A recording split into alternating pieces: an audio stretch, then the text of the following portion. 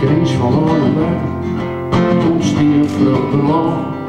Het wordt speesje Uruguay, voor de zeeën van het zand. Er is altijd krimp west en er is ook altijd groei west. Meesten komen en gaan. Ja, en als je een wat grotere blik hebt, dus als wat langere periode bezocht, dan ja, just fluctuaties. Zo is het gewoon. Krimp is er gewoon en dat gebeurt, alleen je hoeft er net bang voor te wezen. En het kan misschien ook wel weer omkeren als je gewoon naar je dingen gebeuren. En dan moet je misschien al even nog werken. Groei jouwt mogelijkheden, maar krimp ook. En als mensen dat zorgen, dat er mogelijkheden binnen, dan kan er wat moois gebeuren, denk ik.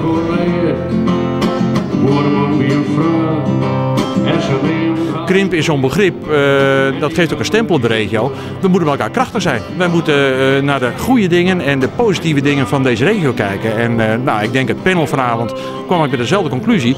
We moeten gewoon krachtig optreden en met elkaar ja, de zaak aanpakken.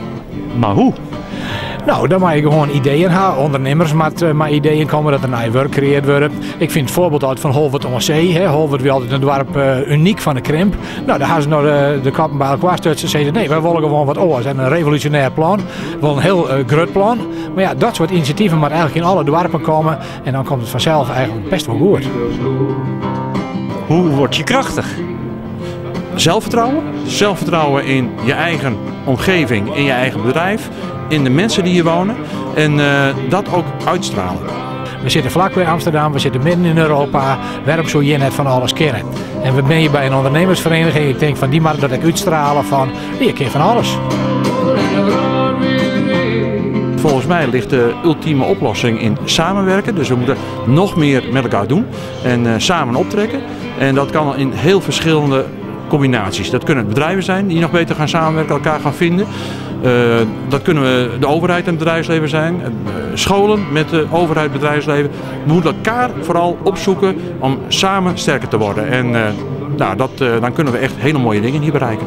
Samenwerking dus. Samenwerken, maar ook een beetje guts en ondernemerschap en ook saamhorigheid en de overheid moet een beetje meewerken. En dat alle keer met elkaar en dan ja, kennen die prima.